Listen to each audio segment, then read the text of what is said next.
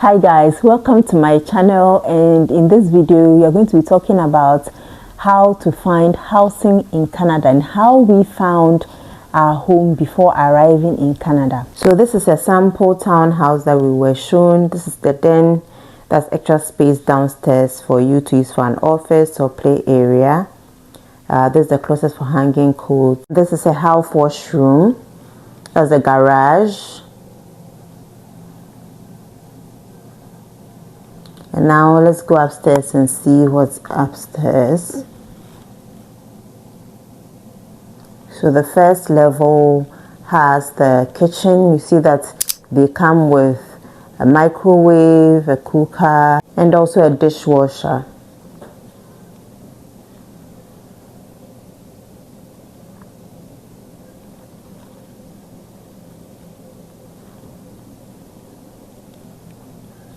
And the fridge, and this big space can be used for a living room or a dining area, right? So you can separate it and make part of it a living room, part of it a dining area.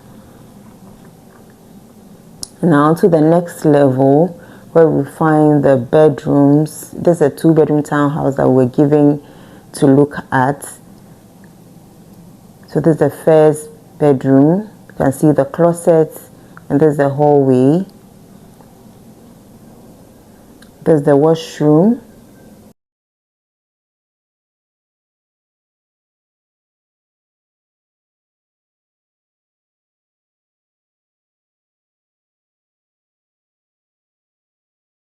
And over here is the laundry area with a washing machine and a dryer.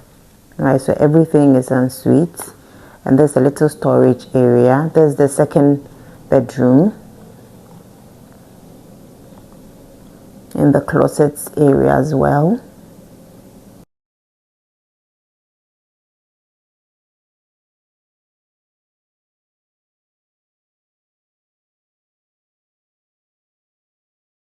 So finding a home in Canada is one of the most important things that you need to do.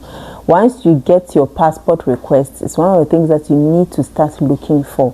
It's very critical that you start early, because we know that in recent times there's been a huge issue on housing, right? So the earlier you get word out there that you are looking for a place or you're arriving in Canada, the better. For us, we started right after we got our passport request. We dived right in, using all the resources I'm going to be sharing with you. And towards the end, after we've spoken about all the things that you need to consider, I'm going to be sharing with you how we found our home before we arrived. Let's dive right into it. So why is finding a home in Canada so important? The address in Canada is linked to where your kids will go to school, getting your health card, getting your PR card mailed to you, your driver's license, opening your bank accounts, getting your social insurance number, which we know as the SIN, right? So it's very, very important. So when you are going to apply for your health card, you would actually ask for your rent agreement to verify that indeed you stay in the area, you stay in the province. Same with getting your driver's license. And when you are getting your kids in school, they also want to check that you are within the catchments for the school, right? So it's very important that you get that. The home is very critical. You need it for all these things, especially if you are coming in and you do not have friends or family you can live with for the first few weeks or months. Very, very crucial. Even if you have friends or family and you have kids, like you have 3 kids, 2 kids, 4 kids, right? It's going to be very difficult for you to live with somebody for a very prolonged period of time. Started right when we got our passport requests.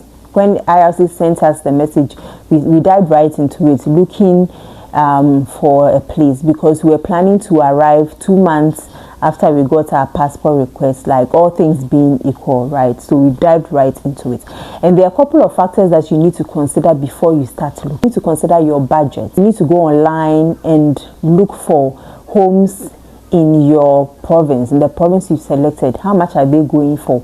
If you're looking for a 2-bedroom apartment or townhouse, how much does it go for? What's the usual range? How much are you willing to spend?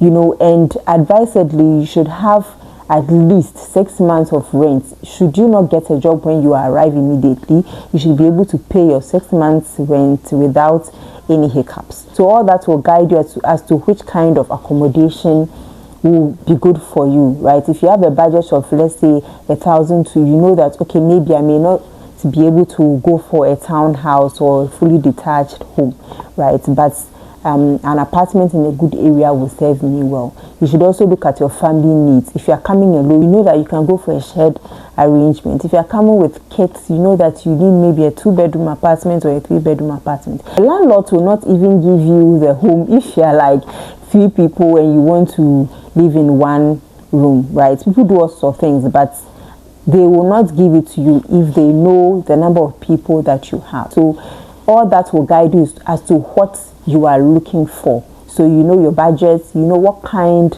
your family situation, right? What kind of home will be good for you. Are you looking for a place with enough space for your children to play? Do you want a backyard that you can go out and sit, or your kids can go out and play? Do you want a balcony or not? Also, you should consider the location. Are you looking for a place that is close to amenities, you know, like shopping centers or clinics or schools and all that? Or you just want a place that is in a quiet area that your family can have some peace and quiet? Or you're a young person, you are coming alone and you want to be in downtown, it's where there are most of the activities. There's a lot of hustle and bustle. You want to be right in the center of the city. If you're a family like us, we wanted a place that wasn't too quiet but wasn't too noisy, somewhere that we can raise the kids. Also consider schools, a place where the schools are good. There's a ranking system for the schools. You can check and see where the schools are located. That may work for you or may not work for you, because sometimes you may be limiting yourself, because where the good schools are, sometimes they are more expensive or they are difficult to get, right? So you can just open yourself up, get into the system, get a place, and then later you can move to your preferred destination. But these are some of the things that you may want to consider when you're looking for a home in Canada. Another factor too may be security. So if you have people here, or you can check Google and see what are the security concerns in the province that you are going to, which cities are more secure, which location in the city you are going to is more secure. That can guide you as to where to look for your home, right? So these are things that you need to consider: your budget, your family situation, security, whether or not you want a home that's close to amenities, you want a quiet place, or you want a place right in the center of the city. Now that we know the factors to consider, let's dive into the types of accommodation available in Canada. I'm going to be talking about a few of them, which are common options that people go for. The first is the legal basement. So this is a home that is below ground level, right? And you have to make sure that it is legal. There are some people who rent it out, but it's not legal. So you have to make sure the one you are going for is legal, because there are conditions that the government puts in place if you want to rent out your basement, such as the window and all that.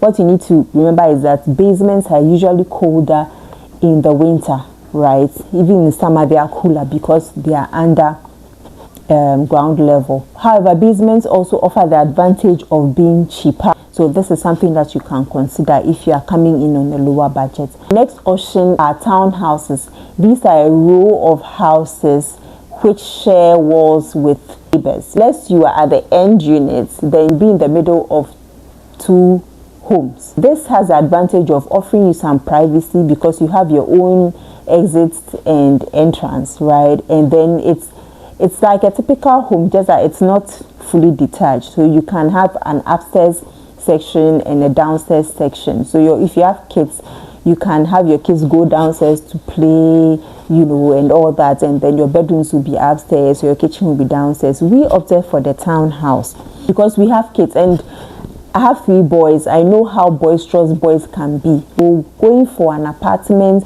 somebody living above you or beneath you, and you have several units in the building, was not going to be very conducive. The boys are jumping up and down and playing and all that.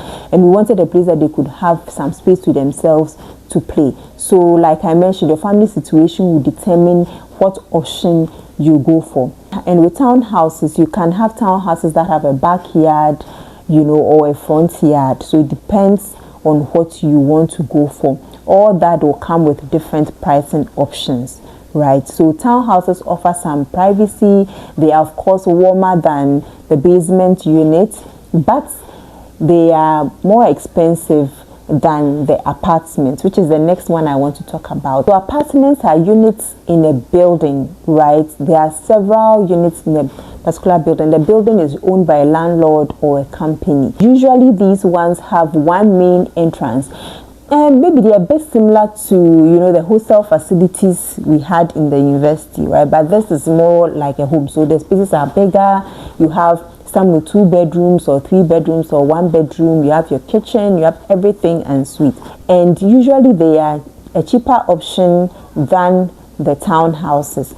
Most of the time, these ones will come with utilities included, which means your hydro, which is water, your electricity, your heating, your internet may be included. Houses also have the utilities included, but most often you have to pay them separately from the rent. So these are all the things you need to consider, because if you see an apartment for 1,400 Canadian dollars, for example, that may come with everything, your hydro, your heating, and your cable, right? As opposed to maybe getting a townhouse for 1,600 Canadian dollars, but you have to pay your utilities separately. Some apartments also do not come with ensuite laundry systems. What I mean is your washing machine and your dryer. So you need to go downstairs or a separate section of the entire building to do your laundry. So you need to make sure that if you are going for this option, you have all those en suite, if that is what you want and you do not mind. Apartments also have certain facilities sometimes.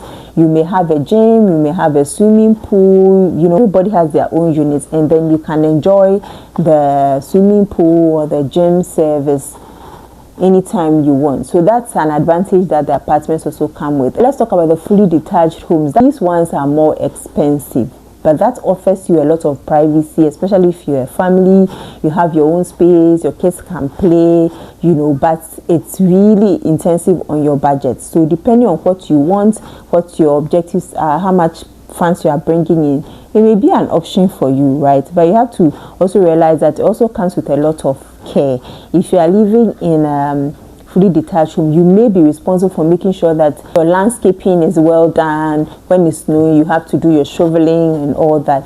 For our townhouse, the management takes care of the snow shoveling and all that. So that takes a lot of stress off us, especially as newcomers that we are now learning the system, right? So by the time you wake up, if it has snowed, they would have come to shovel the place and all that. Sometimes when you go for a cheaper option, then you can save for the future, buying your own home and all that. But then again, it depends on your family situation, your proof of funds, what exactly you are looking for, how comfortable you want to be, because the fully detached home also offers you a lot of space, right, to do all the things that you want to do. So these are the types of housing options available. They are more like condominiums and all that, but for this video, I wanted to focus on these few that people mostly go for. Now, let's look at where to send. The first thing you'd want to do, especially if you have friends and family here, is to send word out there that you are coming, right? They are on ground and they can go around and see what's available. They can actually attend viewings for you and send you videos, right? And speak to other people. To send word out there to their contacts is one of the important things that can help you to find a home before you arrive. But there might be somebody who owns a home who's renting out his or her basement, or if you're coming alone, maybe they are a room in their home. The next thing is to look at online options, which is Facebook Marketplace, Kijiji, Rent Faster, Rentals.ca. These are places that you can find listings and search what you like. But you need to be very careful, because there are people who put up fake housing and there are scammers everywhere. When we were coming, we started looking at Facebook Marketplace. The trick to this is to change your location from your home country to the province that you want to come. So we changed to Alberta, and then we started looking. You can be more specific, for example, and change it to Calgary or Edmonton or Toronto or wherever you want to go to. And then you see the options, people who are renting, types of homes available, the pricing. Right, this gives you an idea of the pricing also. So even before your passport request comes, you can start looking to get a fair idea of how much housing costs in the city that you have chosen to come into. So once you do this and you find a home that fits what you are looking for, you can send the landlord or whoever is advertising a message and then get into talks with them. But you have to be very careful because scammers are online, right? So if you do not have somebody in Canada who can go and do the viewing for you, you need to be very careful not to sign any contracts before you arrive or make any payments before you arrive, right? What we also did was to get a Canadian number online and use that to be making those calls and all that, because sometimes if you are calling from your home country, they won't even pick up and listen to what you have to say. So that's a trick with getting Facebook Marketplace. We eventually did not get ours at Facebook Marketplace, but I know a couple of people that it has worked with. So it's an option that you can explore. You need to do your due diligence before you send any money or before you sign. When you are renting in Canada, it's not just about finding a place you like and making the payments. The landlords require certain documentations, right? So they are usually going to look for proof of employment. They are going to look at your credit score, whether you have enough proof of funds or earnings. They're also going to look for your rent history. Now, as a newcomer, how are you going to get this, right? So for us, that was the biggest challenge. How are you going to navigate this? I know sometimes people say that some of the landlords are considerate, and so they might let you pay about 3 months rent to show that, okay, indeed you can pay your rent, because all this is to show that you can pay your rent.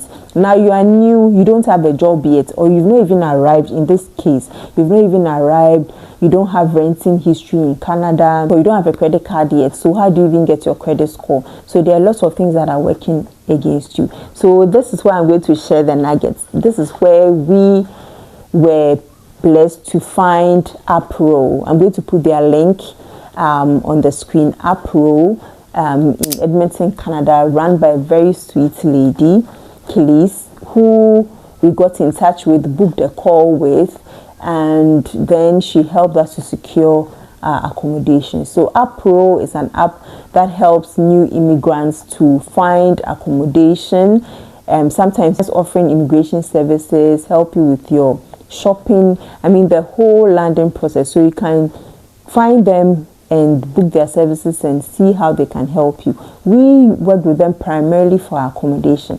So once we booked a call, Kelly's got on the job. She found us a couple of options and then we chose from that.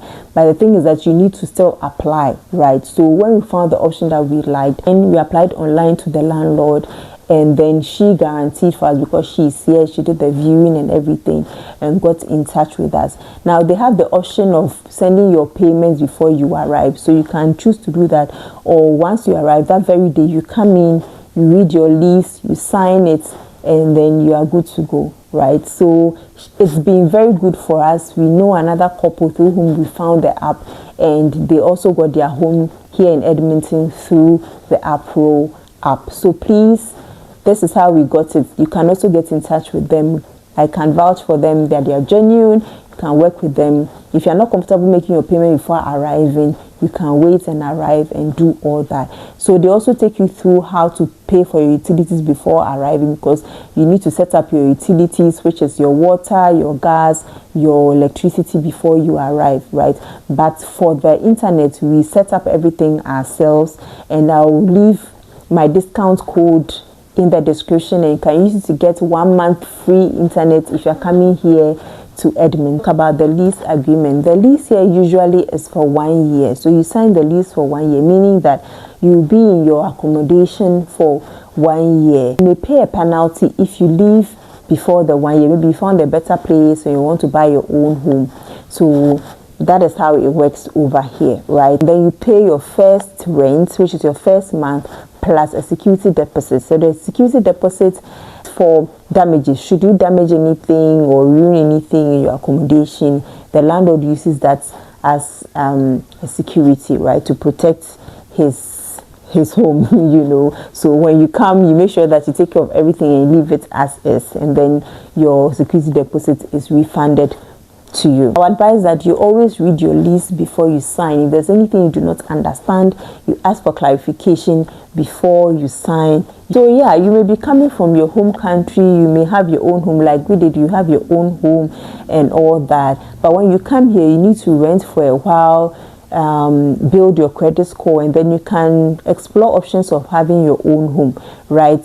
you need to have employment for a certain period of time, and you need to have credit score before you can actually apply to own a home, maybe through the mortgage system. And with the mortgage system, you need to be able to make a deposit, I think between 5 to 20% before you can own a home. So even if you come from a home country with a lot of money, you still need to have some time, get employment, build your credit score before you can actually apply for a mortgage and own your own home.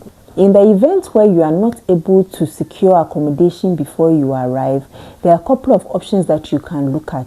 One is the Airbnb. You can book before you arrive. In fact, we booked an Airbnb before we arrived. The plan was to come into the Airbnb, come and look at our accommodation, set up the whole place before we move in. But because we had a bit of delay with our passports returning from IRCC, we had to cancel our Airbnb and come straight into our home when we arrived. So if you have not been able to secure accommodation before you arrive, you can look at the Airbnb option, get in.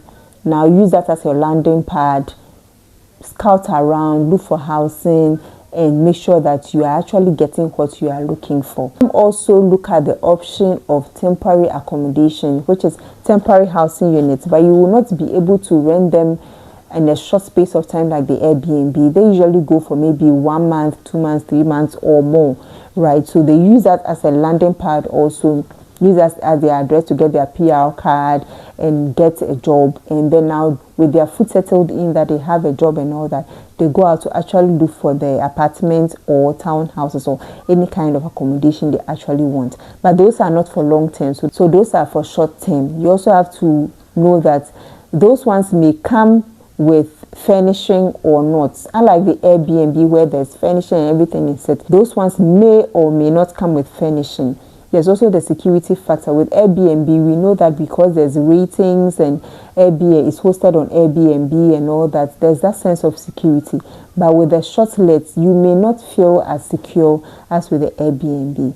Then you have the option of looking at the costlier option, which is the hotel, which there's some level of security, right? But it's more expensive. You have a bed and breakfast and all that, so you only need to think about your lunch and dinner, which you can still purchase at the hotel, but that is a more costly option, right? So you may want to look at the Airbnb, you may want to look at the short-term renting options before you now settle in and start looking for your long-term renting options, right? So this is how we got our home before we arrived through the uprow app. We've also discussed the things that you need to factor in and consider before looking for your home and the types of homes available. So I hope this video will help you and guide you to find your home before you arrive. Thanks for watching, and don't forget to subscribe for more videos and content on how you can settle into Canada if you are coming in, especially as PR, and also share to other people who will be coming to Canada and they are looking for ways